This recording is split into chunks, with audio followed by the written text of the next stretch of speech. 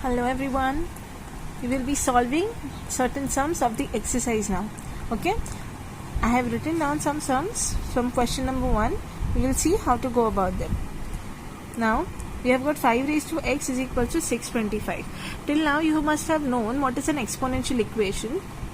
An exponential equation is anything where you have got a variable raised to the power. That means that if here you can see it is 5 raised to x equals to 625.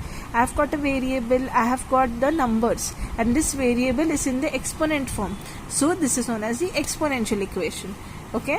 So to solve an exponential equation means to find out the value of the variable. Here in this exercise we will be doing the same. Okay, we will find out the value of the variable. Now we have got 5 raised to x is equals to 625. First thing that you have to do is to make the base same. Making the base same means you mostly have to look at the smaller number. Okay, your 5 is the smaller number. You will have to see how can you write down 625 as a power of 5. How would you check that? If you know it well, then you can automatically write it down, but let us see the way to find out that how many times you multiply 5 to get 625. We will use our simple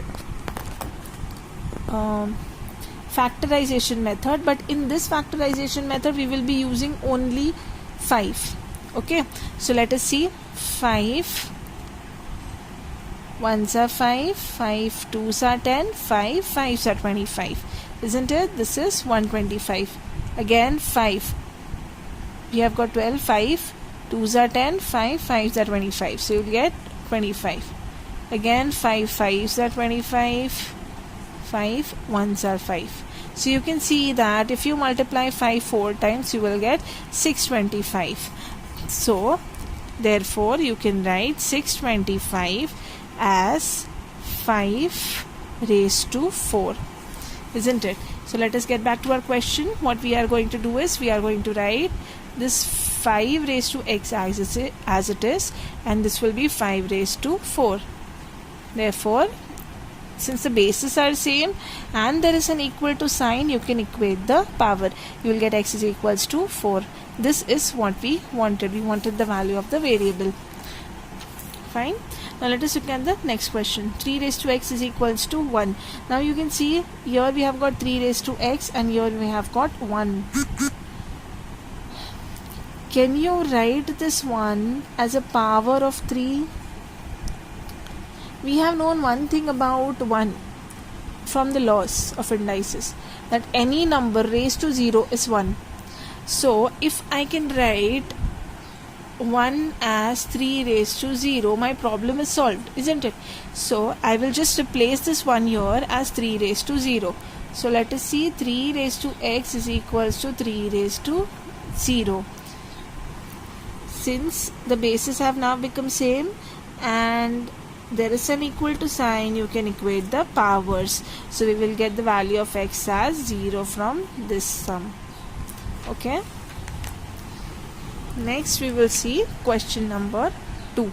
The question number 2e states that 3 raised to z is equals to 9 raised to z minus 1. We will look at this question now. Here we have got 3 raised to z and here we have got 9. Can I write 9 as a power of 3? Yes. So what will it be? It will be 3 square. So we will write this 3 raised to z as it is, and this 9 I will write it as 3 square.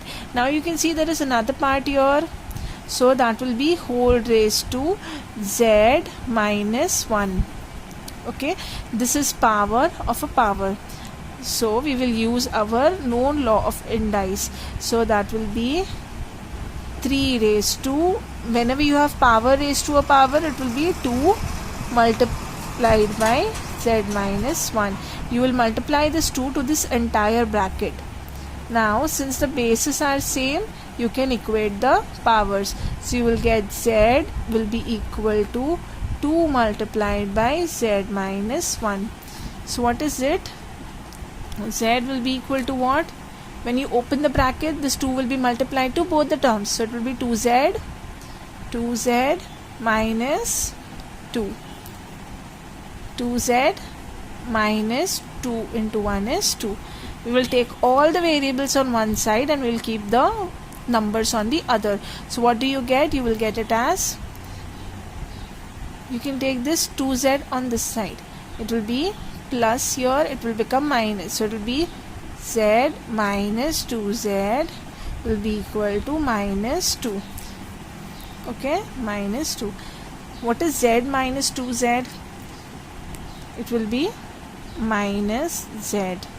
You are getting minus z as equal to minus 2. We can cancel out the negative sign. You will get z is equals to 2 here. Alright. So this is the solution.